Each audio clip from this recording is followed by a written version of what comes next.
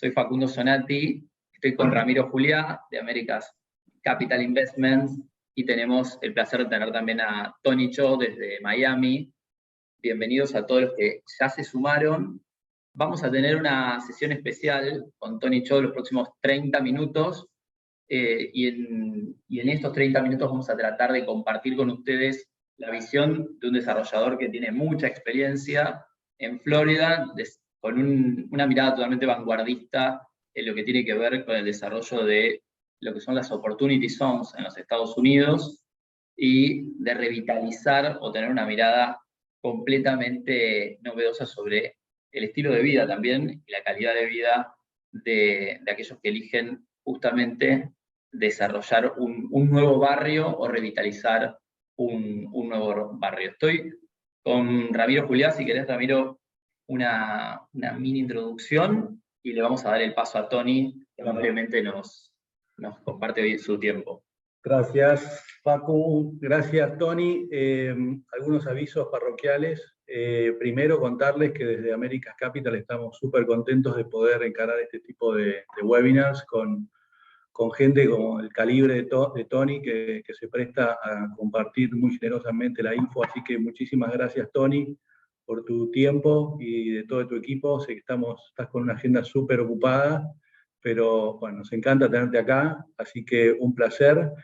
El equipo nuestro de Américas permanentemente está buscando la innovación y los nuevos trends y las nuevas cuestiones que pueden impactar en la industria inmobiliaria. Así que bueno, venimos siguiendo The Future of Cities hace algunos años, desde que Tony arrancó con la idea, y creemos que es una de esas cuestiones que realmente van a impactar y van a crear un antes y un después en la industria inmobiliaria. Por eso estaba bueno poder compartirlos. Algunos agradecimientos a Reporte Inmobiliario, que nos acompañó con la difusión, Germán Gómez Picasso y José, muchísimas gracias. También son fanáticos de las últimas tendencias, así que enseguida que les compartimos esta iniciativa decidieron sumarse, así que muchas gracias a Reporte Inmobiliario con el trabajo que vienen haciendo incansable de difusión de ideas. Un agradecimiento a la CEDU y a Adilatam, que nos están acompañando a través de Mali Vázquez. La CEDU es la Cámara de Desarrolladores Inmobiliarios, que también nos han ayudado con la difusión. Bueno, nada, veo un montón de gente, la verdad, acá conectada, un montón de gurús argentinos que se han sumado, que la realidad es que, bueno, creo que la calidad del equipo que se está sumando es espectacular. Creo que estamos todos en una misma longitud de onda, y así que bueno, sin más, agradecerles a todos que se estén sumando, agradecerles a Tony, y arrancamos con el webinar. Algunas reglas, va a ser en inglés principalmente, pero vamos a switchar a Spanglish, aprovechando que Tony tiene también ganas de recordar su paso por acá, por Argentina. Así que espectacular poder tenernos acá. Facu, te lo dejo en tus manos, y estamos contigo. Fantástico. Simplemente, bueno, contarles un poco el perfil de Tony. Hace ya prácticamente 17 años que está como desarrollador inmobiliario, principalmente en el estado de Florida, en los Estados Unidos, y como les comentaba, logró de alguna manera algo completamente disruptivo en la industria, de crear espacios de vida completamente distintos a lo que se conocía en zonas que estaban marginadas o no tenían el desarrollo de todo su potencial. Él, mejor que nadie, les va a poder contar su historia, y sobre todo la visión que tiene de hacia dónde va el mercado inmobiliario en Estados Unidos y a nivel global, porque es una muestra, obviamente, de lo que pasa a nivel global. Entonces, Tony, el tiempo es todo tuyo. Para aquellos que están participando, ya pueden en el chat empezar a hacer sus preguntas y consultas a medida que Tony comparte su presentación, y al final vamos a tener un espacio de 10-15 minutos de preguntas y respuestas para justamente responder todas las inquietudes que vayan surgiendo a lo largo de esta presentación. De nuevo, disculpas por la breve demora en el inicio. Y Tony, todo tuyo. Muchísimas gracias. Muchísimas gracias, Facundo, Ramiro, un placer. Muy, muy buenos días a todos que están escuchando ahí, de amigos de toda parte del mundo. Estoy en Miami, estoy feliz de estar con ustedes. Ramiro me conoce por varios años y desde el principio de este sueño de Future of Cities, que es un sueño de toda mi vida, es un desarrollo de toda mi historia, de mi vida, y yo me voy a tratar de defenderme en español, en castellano, donde aprendí hace muchos años viviendo en Argentina haciendo un intercambio en la UBA y Salvador, y estoy feliz de estar con ustedes. So my story starts way back when I was born at the ashram that my grandmother started in 1976. So I grew up in community. I grew up in a commune, living with my contemporaries, other children. We were 30 or 40 of us in a community of several hundred, like a village. I did send a presentation. I think, Ramiro, you also have access to it if you're able to try to present. Oh, increíble. Wow. Tecnología funciona a veces no. Entonces, yo nací en un ashram, una comunidad comunal que fue criado por mi abuela paterna, que me adoptó cuando nací yo, en Sebastian, Florida.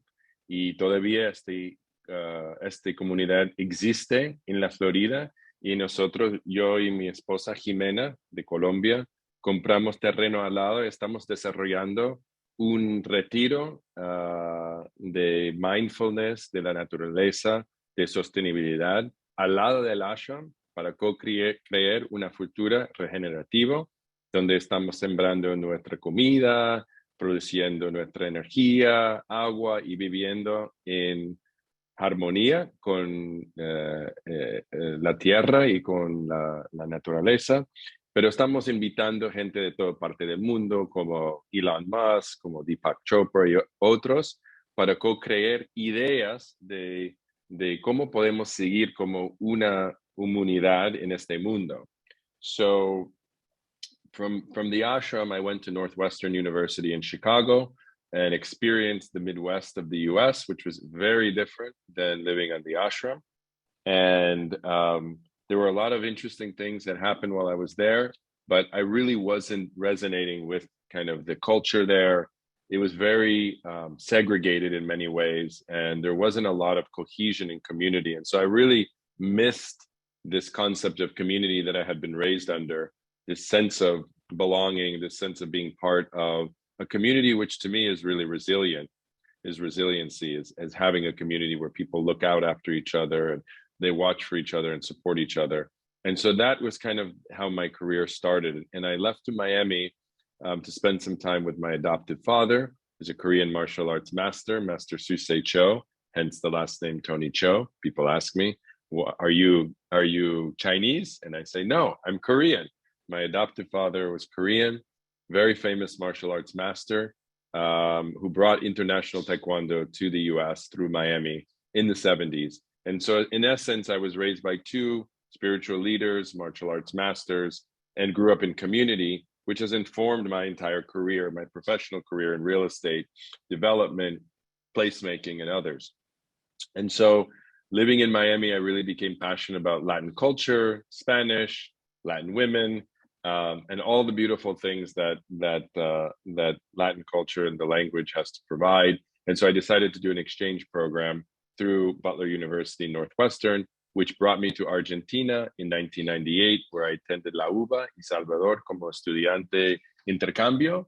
And this really is what changed my life. In 1998, when, as you well know, Argentina was having its glory days, its heydays of Menem and Madonna filming Evita, and the dollar and the peso were 1-to-1. I thought it was normal. This is the first country I'd lived outside of the United States. I was living with an Argentinian family in Recoleta, eating the best bistec, carne en el mundo, viviendo una vida bastante buena, enjoying my life and enjoying this expansive experience of living in a foreign country, learning a foreign language and interacting with all different types of people. And I really loved my time in Argentina. It was kind of my my aha moment and my mind expanding experience outside of, you know, the world that I had been raised in at the ashram, and was very different. The ashram was a celibate ashram, no sex, no alcohol, no meat, vegetarian. And so obviously this life in Argentina and Buenos Aires was very different and very welcome to me and very exciting for me. And so after 6 months of living in Argentina, doing my exchange program, I called my grandmother, the guru, and I said, hey, I've got some bad news for you. I'm moving to Argentina. I'm dropping out of school and I'm eating meat. And she freaked out. She went completely ballistic, upset at me, and said, you know, this can't be, you know, you have to change your mind. You need to rethink this. And this is in 1998. I was 18, 19 years old. And the world was just opening up to me, and I was defiant. And I said, no, I'm going to move to Argentina, and I'm going to continue to do my life and make my own decisions. So as a result of that, she cut me off financially, which ended up being the best thing that ever happened to me. And she excommunicated me from the community, which was very upsetting and saddening to me, because community for me was paramount, most important. And so this really kind of helped create my own independence and my own path in the world. And I decided to, you know, stick to my guns and pursue my own life in Argentina. And I went to look for a job because I needed money. I didn't have any resources. And, you know, my mom had cut me off at that point. And so within a couple of hours, I was roaming around, you know, Recoleta, and I stumbled upon Gran Bar Danzón. And I walked up the stairs. And at that moment, the owner was there, one of the owners, Vichy, who was a redheaded Argentinian woman. And we got to talking, and things went very well. And she hired me on the spot to be the host of Gran Bar Danzón in 1998 in Buenos Aires, during like the heyday, epic time in Argentina. And I didn't have any clue what I was getting into. For me, this was all new and exciting. And the first week I'm working there, Menem comes in with Madonna, and I start meeting the who's who of Argentina and of Latin America and the world. And next thing you know, I'm skiing in Bariloche. I'm in Punta del Este having a great time on people's boats and yachts. And I'm in Brazil for Carnival, in Iguazu, Mendoza. So I really got to experience an incredible experience, much like Siddhartha's story of the Buddha, but mine was reversed. First, I started the spiritual path, and then I went to the material side. And now I'm at a point in my life where I've basically integrated everything, and have really integrated the material, the spiritual, and have kind of distilled it into this new framework and this new platform, which is Future of Cities. So I came back to Miami. I became a well-known promoter, nightlife personality, a hospitality person for a number of years. And then I got into real estate. And not in the typical way where most people, you know, either come from a real estate family or, you know, they become a realtor or what have you. But I had made an incredible network of people from around the world, from my time in nightlife in Argentina and Miami and New York and all over the world at various film festivals and Cannes Music Film Festival and Sundance and US Opens and all kinds of other events that I participated in. And from that network, I started to sell real estate in Miami, mostly luxury, Fisher Island, Star Island, this kind of stuff. But I quickly realized that that wasn't my passion nor my calling, that I was really interested in community, in building community, in co-creating with community, in revitalizing areas, and helping underserved communities.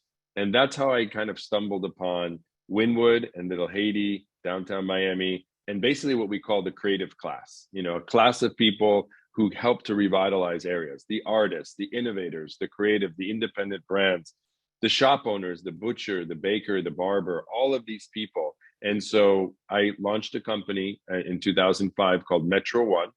And Metro One was focused on shaping neighborhoods. And we curated a lot of the tenants in Wynwood, like Zach the Baker and Panther Coffee, and kind of all of the personalities, the soul, the lifeblood of what we call Main Street. And it was a magical time in Miami during that period when Wynwood was getting started. We were connecting artists and street artists with property owners, and there was an association. And instead of artists getting arrested for tagging buildings, they were actually getting paid to create art. And then people would appreciate art. You know, they would come to the neighborhood, and we went from having, you know, very few people coming to Wynwood to now having 5 million visitors a year.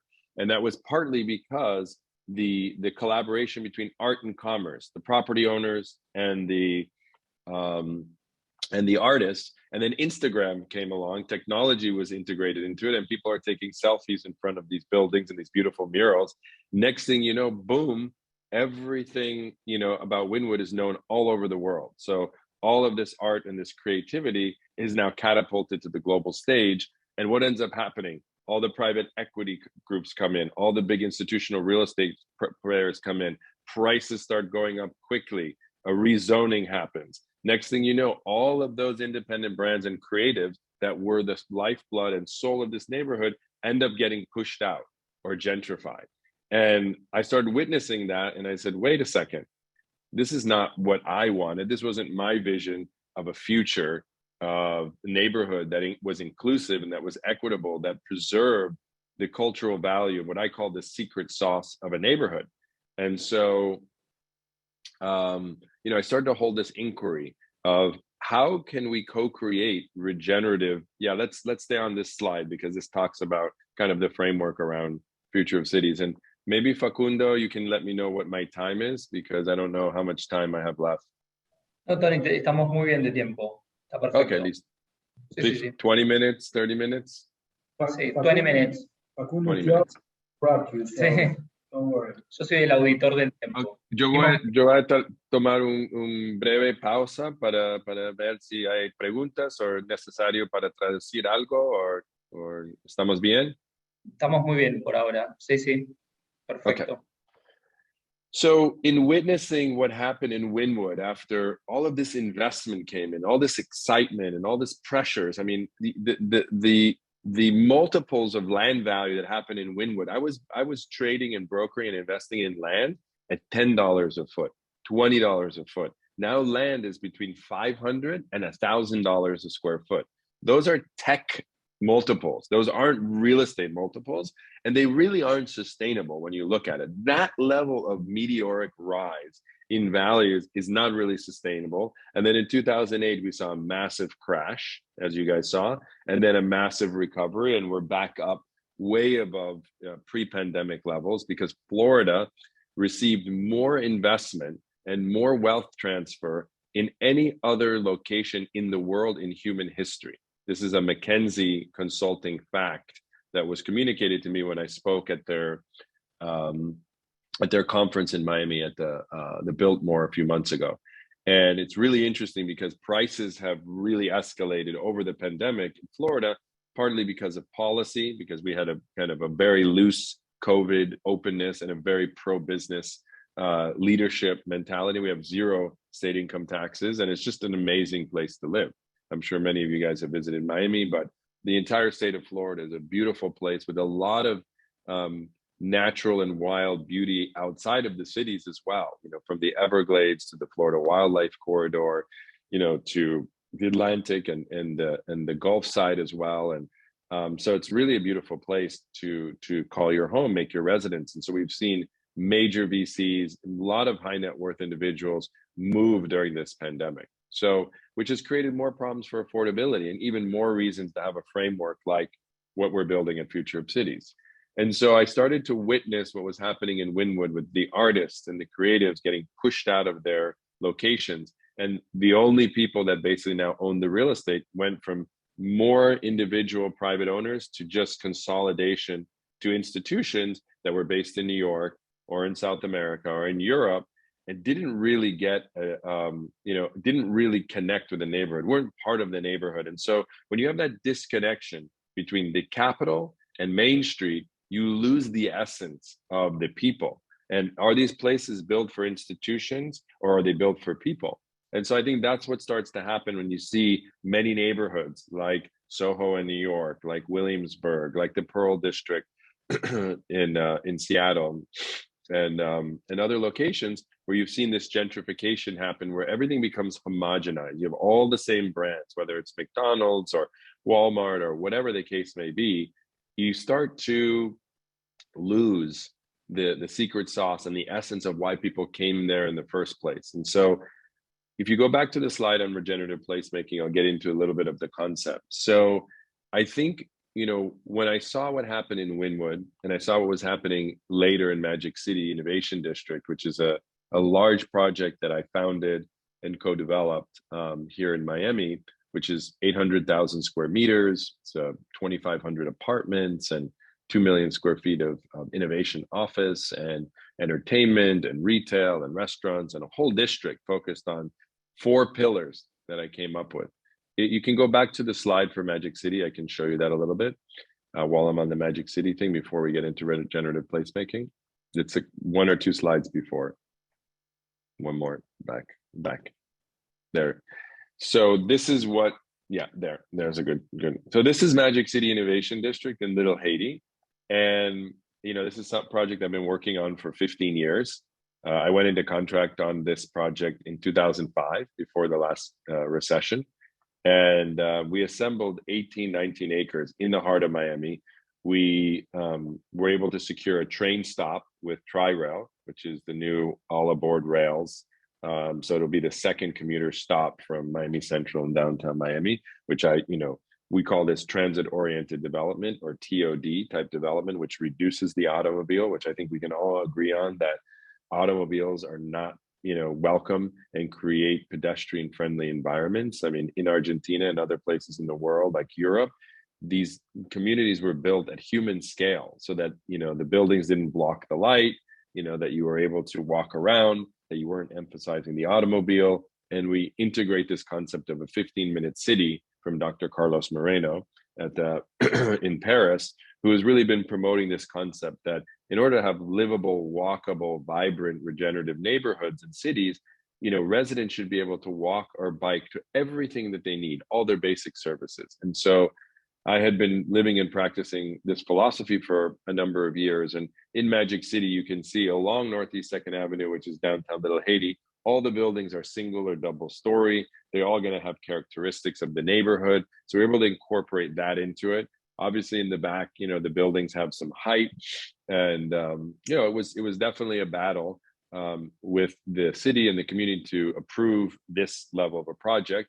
And we did it in exchange for other things. Like we were able to create a Little Haiti trust where $41 million is going into a trust that's co-managed by the city and by the community, where they can determine the use of those funds. So as the project gets developed, you can allocate those funds to different areas for the community, whether it's cultural preservation, affordable housing, financial literacy, anything that the community needs, they now have access. So I thought that was a really positive outcome, as well as kind of respecting and honoring the local Haitian culture and heritage through revitalizing this historic building, the Dupuy Gallery, which is one of the oldest buildings in Miami, bringing in a lot of local artists and creatives to integrate into it, and ultimately to develop a new vibrant district that promotes transportation, that promotes education.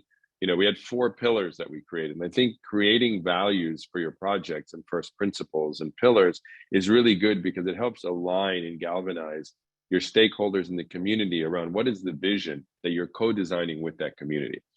And so our pillars for Magic City that I pretty much came up with, what health and well-being, art, culture and entertainment, technology and innovation, and sustainability and resilience.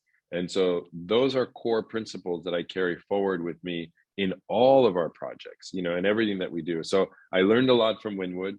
I learned a lot from Magic City. I exited the project in May. I sold my shares. I'm still the founder and an advisor, and very much a proponent and excited about the development of the project, and now have moved on to exclusively focus my energy into the platform Future of Cities. And so if you go to the slide around regenerative placemaking, so 3 years ago, I started, probably 4 years ago, talking about Future of Cities. From everything that I'd learned over the last 2 decades in Wynwood and Little Haiti, and I had done some work in Flagler Village in Fort Lauderdale, and had traveled all over the world and seen kind of, good examples of new urbanism and bad examples of development, and kind of just synthesizing all the data and all the experience, mostly my mistakes. You learn from most of your mistakes, of how to create not only successful real estate projects for the investors and the developer, but successful, how do you define success and long-term success? Because I'm a long-term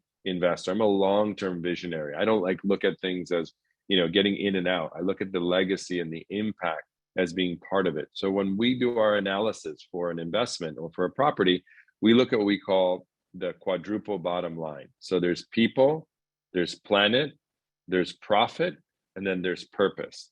And what people think is when you're doing impact investing, that you have to forego the profit. And that's a false misnomer. That's not true. There is no real estate project I have ever done where I have not made money. And in all of my investments, if you look at my track record, I've produced more than a 40% return IRR through recessions, through ups and downs.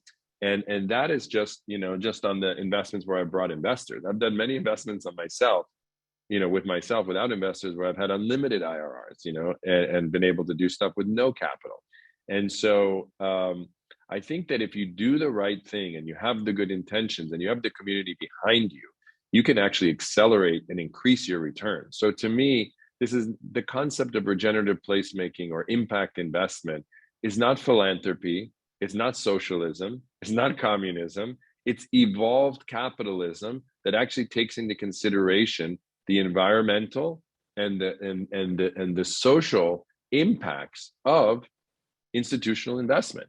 When you do invest $1 billion or $2 billion in a magic city, for example, in a city like Miami, you are going to have an impact that ripples throughout the entire city.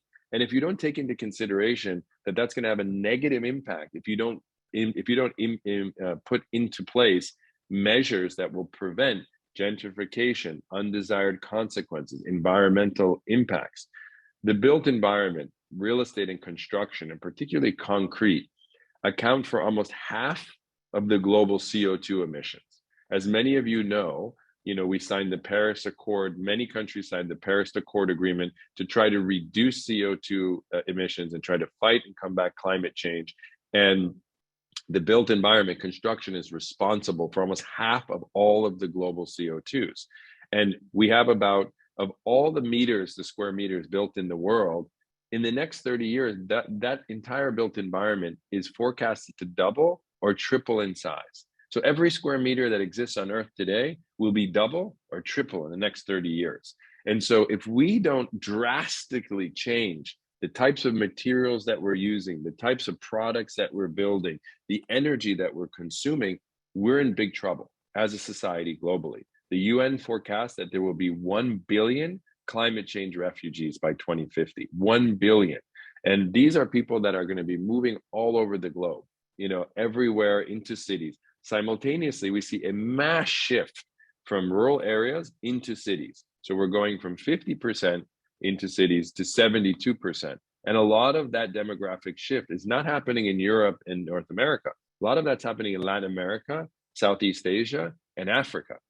Lagos, Nigeria has 25 million people today. By the end of this century, 2100, Lagos, Nigeria will have 75 million people. So to me, the future of cities is in places like Latin America and Africa, where we can leapfrog over archaic frameworks and old zoning ideas where people are still stuck in the old way of doing things. And we need to think out of the box. And that's why I think it's wonderful that Ramiro and this team and you guys are looking for innovation, because in innovation, when you're solving problems, there's big economic opportunities. If we can solve affordable housing as an issue, that is one of the biggest economic opportunities of our day. And what we're working on with regenerative placemaking as a framework is helping to solve, those types of challenges and making money at the same time, and not apologizing for making money, because there's nothing wrong with making money when you're solving issues. You're actually doing something, a service that governments around the world have failed to do year over year over year. And so it's really important that at this time in human development, that we work together, public sector, private sector, NGOs, all together to tackle these big issues, because the issues are big and we need investment. The construction industry only invests 1% into innovation and research and development. Tech companies invest 15 to 20%. So we're way behind in an industry that's responsible for almost 50% of the world's CO2 emissions. So as a placemaker, somebody who's gone into areas that were dilapidated and neglected and abandoned, like Wynwood and Little Haiti and downtown Miami, there's been a history of what we call placemaking, is remaking a place, and place-based development, where you're bringing in art and you're revitalizing the area with independent, and go back to that slide, regenerative placemaking. Yeah.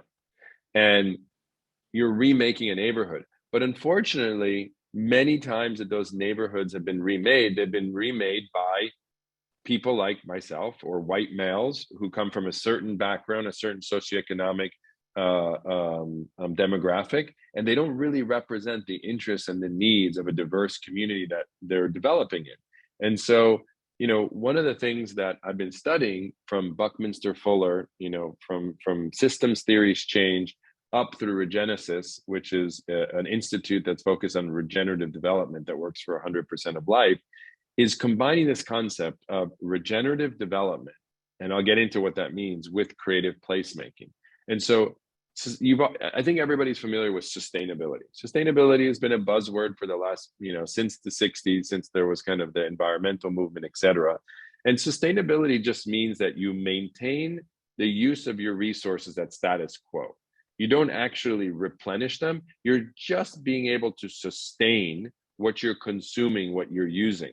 Well, we've gone past that point of sustainability. It's no longer enough. We are exceeding and depleting our resources in such a rapid manner that we actually need to reverse the process. And so regeneration actually means that you're creating ecosystems that are self-perpetuating, that they're self-fulfilling. So think of a building like a tree, that it could actually produce its own water, could produce its own energy, communicate through smart city networks, like as a root system or a mycelium system of mushrooms that communicate, the most intelligent species of all of our species. But imagine like a tree, that buildings were now intelligent, and they could adapt to climate, they could adapt to different environments, they could be modified like transformers, you know, when a building doesn't serve as an office building anymore, or you could readapt a parking garage because in 30 years we may not use cars, we might all have drones. So having that adaptability like a tree that responds to the climate, and is called biophilic design, you know, biophilia. So mimicking nature, which has had hundreds of millions of billions of years to evolve. Humans have not. We have not evolved over that period of time. So we're in our evolutionary process, we're quite in our infancy. And so if we can learn from nature how to mimic their adaptation to changes in climate and changes in environment, we will survive longer. So this is about resiliency more than anything. And an example that I think is really interesting, we had a hurricane in Florida, Ian, that came through the west coast of Florida by Naples. There was a lot of damage, and mostly to houses that are built very cheaply, that are old, that are not secure, using old technologies. There is a district, a technology district called Babcock Ranch. There was an episode, which I'll share with you guys afterwards in an email or whatever you want, or Ramiro can share it with you, that basically this community, where they underground all their utilities and their power, they built with better quality construction, and they had solar panels and everything. They were not what they didn't lose power, and they had very little damage. And so resiliency in the face of all these adverse climate events is going to be paramount. And I think it's going to be required sooner than later. So if you can be on the cutting edge and do things in a way that's more resilient and that's more innovative, you're going to be able to, sorry about that. Sorry, guys. I thought I had my phone on. Excuse me. Tony, aprovecho esa pequeña pausa. Hay un montón de disparadores que fuiste mencionando o ideas.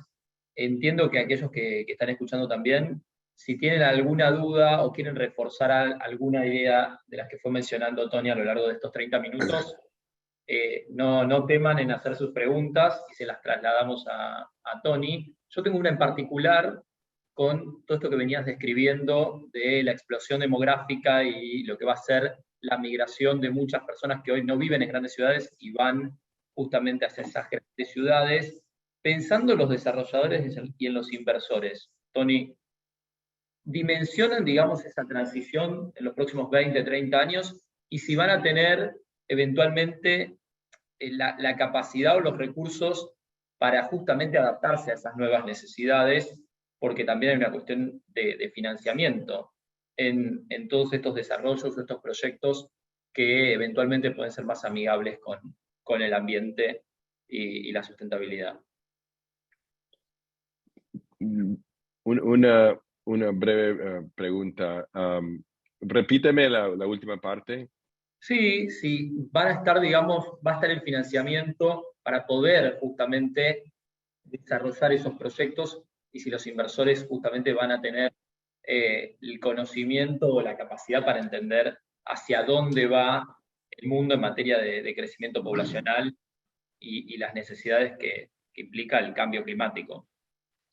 Sí, el tema de inversión y de financiamiento es un tema muy importante, y yo estoy viajando por toda parte del mundo atendiendo muchas conferencias como el COP27 que estaba en Egipto ahora, con todos los líderes de toda parte del mundo, y estoy hablando con todos los bancos ahora, todos los investment bancos, y todos están invirtiendo. Yo te mando un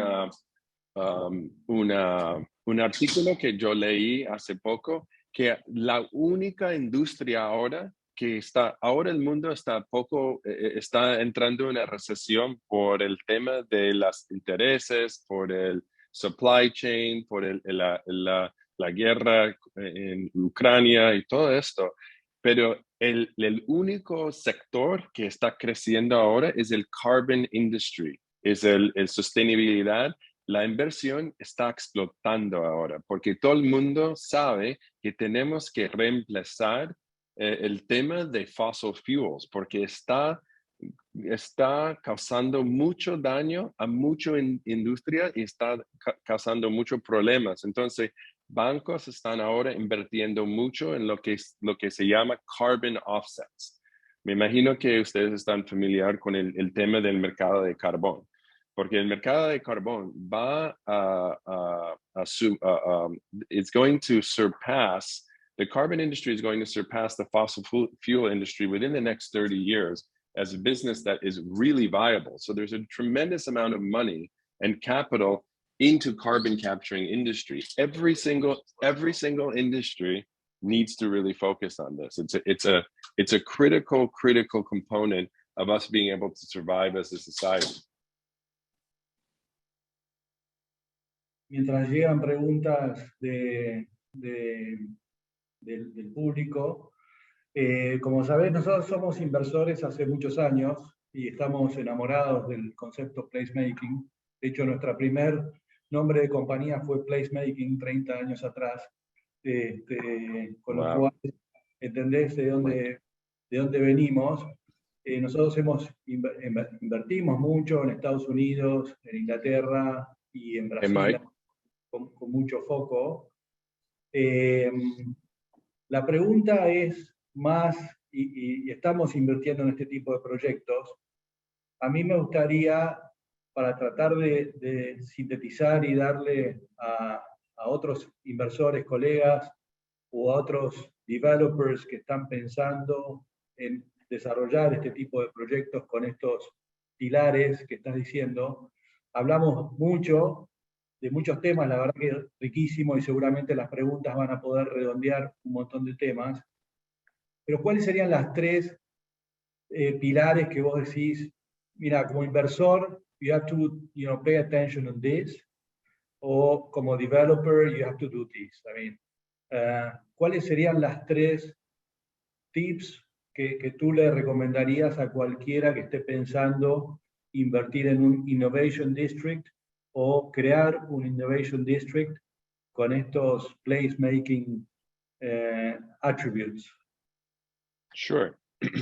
Muy buena pregunta, y importante tener como North Star, un compás para guiar tus inversiones, porque es un tema de, no es que tiene que hacer las cosas buenas porque tú quieres mejor karma.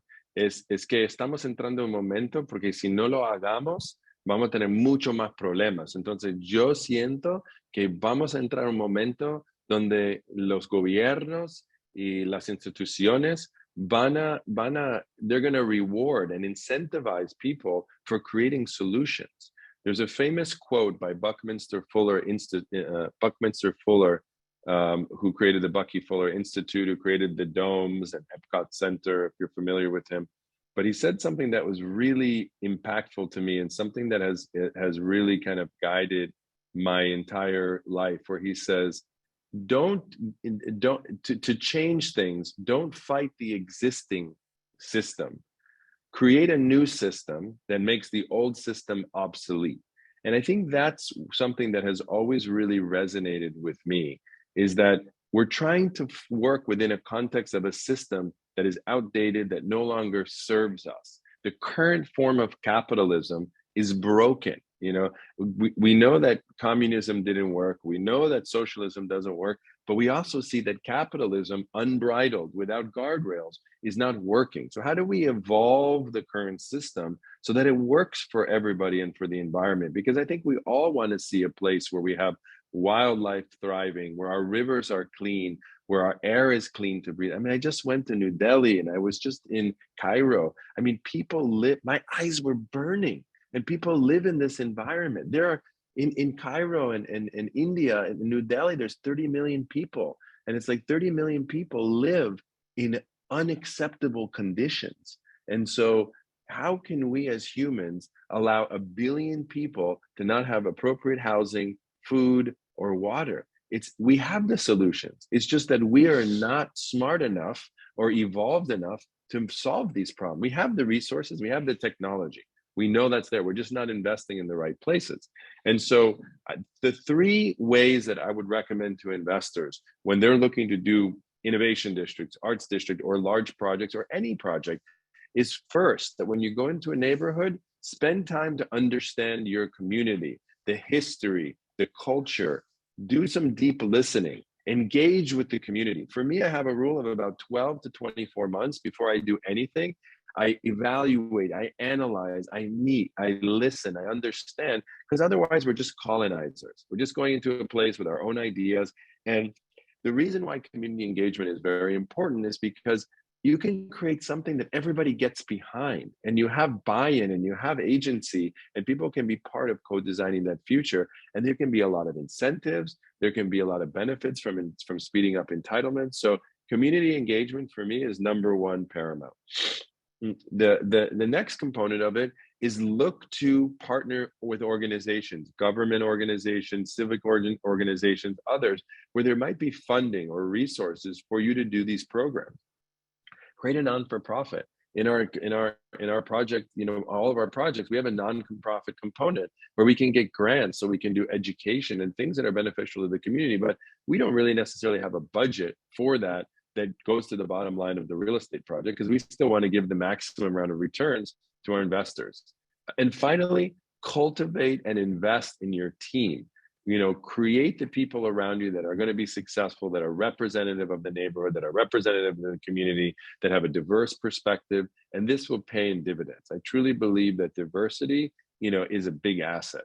And so those are areas that I think that anybody can look to, and look to different methodologies from around the world. You know, we're going to create a training curriculum on regenerative placemaking. That's something that we're working on, where we can train developers and architects and mayors and placemakers around the world around these types of concepts, where they can work with their communities and be more regenerative and really get better returns and feel like they're actually making a positive impact on society and and creating a legacy for themselves. Tony, a propósito de esto que mencionabas, hay una pregunta del público que tiene que ver justamente de cómo convencer a las autoridades de que justamente el camino es la sostenibilidad, cuando en realidad están todo el tiempo quizás pensando en elecciones y en el corto plazo y no en el largo. Sí, ese es un problema de sistema, de cómo funciona todo por el corto tiempo, pero tenemos que pensar en largo tiempo. Y creo que vamos a ver más y más incidentes ambientales que van a exigir los líderes para tomar acción ahora. Entonces estamos viendo un cambio en toda parte del mundo y una inversión masiva. In order to accomplish reducing the CO2 emissions so that we prevent exceeding the 1.5 degrees Celsius temperature rise that would be detrimental, really bad for the world, we need to be investing $9 trillion annually in decarbonization efforts. And it needs to go into the right place. Today, we're only investing about $5.5 trillion. So we need to increase that investment by almost double, another $4 trillion to be able to accomplish those goals. Currently, the statistics is that the temperature will now rise between 2.5 and 3 degrees, which is well in excess of the 1.5 degrees Celsius, where we know that catastrophic events are going to happen, where sea level rise is going to happen, where there's going to be desertification and famine and water shortages and food shortages. We're already seeing that with the Ukraine and Russia situation, with the COVID-19, with all the supply. We need to become self-sufficient. I think, humans are very resilient. We're very innovative, when we're actually awake and we're aware of the problem. The problem is there are many people who don't even believe that climate change exists, and many leaders in positions of power.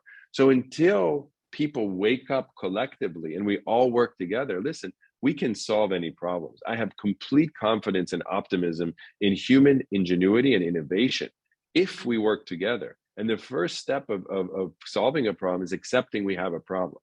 So I think if anybody can speak to their officials, write letters, do protests, and you're seeing a lot of the young people, I really have a lot of hope, because I think the young people of our generation are really speaking up and leveraging social media and other tools to really combat the problems that we're having. And you're seeing a new generation of young leaders coming into political power. And I have to just put my faith in them that they'll have more awareness, because they're thinking about their children and their grandchildren. I'll leave you with this concept, which I think is very important. But in the indigenous cultures, they have this concept of 7-generation planning. So basically, when they look to do something, create a project, a village or a neighborhood, they look to their current generation for inspiration. They look to 3 generations behind them for wisdom and learning. And they look to 3 generations ahead of them. So their children, their grandchildren, their great-grandchildren, their parents, their grandparents, and their great-grandparents as guides to, am I respecting the past? And am I honoring the present? And am I looking towards the future in my actions of what I'm doing? And so this is a principle that we look to when we're designing a neighborhood or a concept. Will my actions, will my investment, be something that only has an impact for the next 4 to 8 years, or like most fund cycles, a 7-year cycle? Or will this have an impact for 7 generations in a positive way that will create a regenerative return, not only for me, but for generations to come? And I think this is really important. Yes. Tony, está clarísimo la respuesta y la visión. Tenemos los últimos 3 minutos literalmente de este webinar. Sé que tenés también algunos slides con los futuros proyectos, o si nos querés adelantar algo de lo que se viene y cerrar con eso. Todos aquellos que están haciendo preguntas también se las vamos a responder vía nuestras redes sociales. Nos pueden seguir tanto en LinkedIn como en Instagram y Facebook, en America's Capital Investments. Y Tony, el cierre es todo tuyo. Okay. Si tú puedes seguir hasta las últimas slides, creo que yo te voy a mostrar. Aquí avanzamos. Este es el hub in Miami que estamos inaugurating for Art Basel. It aims to be a net zero climate and innovation hub. It's a warehouse, event space, and if you're in Miami for Art Basel, we'll be doing a launch on November 30th.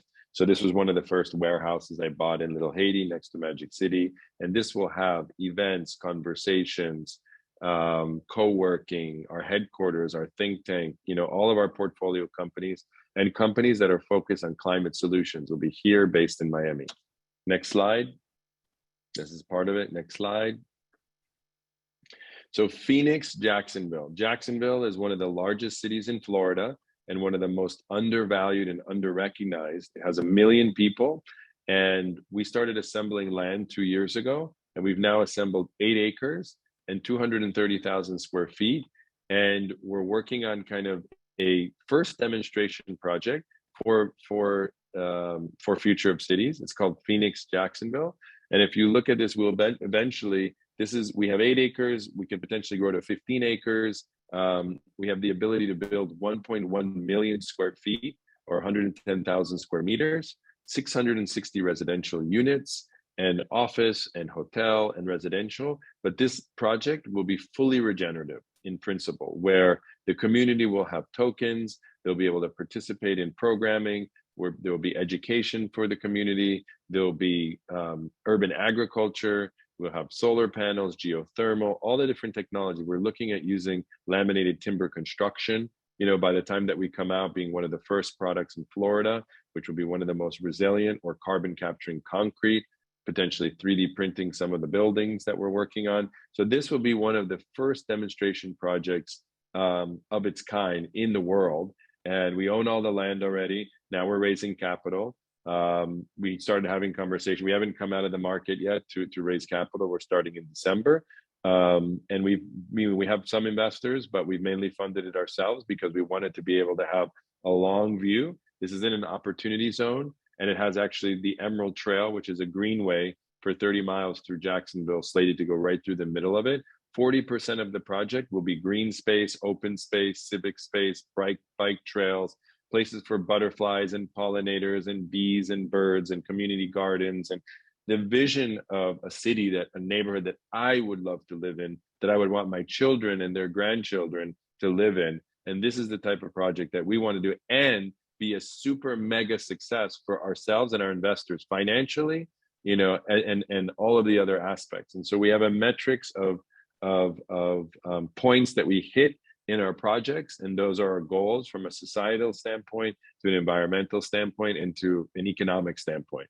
And for me, true success is when you hit all those points together, where you can make money, you can make an impact, you can do a demonstration, and you can inspire other people, because I can only do so many projects myself. But I was talking to a developer in Europe who has $20 billion under management, who's doing very similar concept to Future of Cities, but doesn't have the social component to it, and the regenerative placemaking. It really wants to work with us to help create that framework. They're really more focused on that. And then finally, we've been exploring with some local partners in Portugal, which has a golden visa program for about a $500,000 investment, to partner with best-in-class developers to teach them about regenerative placemaking that already have approved projects, both rural and urban, that are of the highest caliber, where we can help guide them to make these decisions and these investments regenerative, all the best vendors, all the best products, all the best technology in what they're doing, and we can basically be a capital allocator. So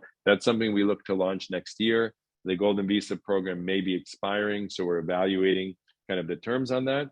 And yeah, this is a little bit of an inspiration of some of our vision, but my contact is on there. Obviously, Ramiro is a dear friend of mine, and now Facundo as well. And so hopefully, if you guys are interested to do more stuff, you can go through Ramiro, and he's going to be the point person to identify some of the investment opportunities that we have with Future of Cities. But I'm really focused on doing one thing at a time. So Jacksonville is our project. We've been turning down a lot of other projects. We're consulting on other projects around the world to give people ideas, because we think spreading these ideas are worthwhile. But in terms of where we're focused, our actual investment activity right now is in Florida. And we think Florida is a tremendous opportunity because of the amount of wealth transfer and interest, and because of the lifestyle and the tax climate and the business-friendly climate. Excelente, Tony. Nos quedaron como 45 preguntas para responder. Quiero agradecerte mucho el tiempo y la presentación. Y quedamos en contacto y vamos a seguir compartiendo información a través de las redes. Así que muchísimas gracias, Tony. Muchas gracias a ustedes. Un placer total. Y nos vemos pronto, ojalá. Sí, señor. Estamos en contacto y bueno, que sea el principio de muchos éxitos. Aquí también. Muchas gracias. Adiós a todos.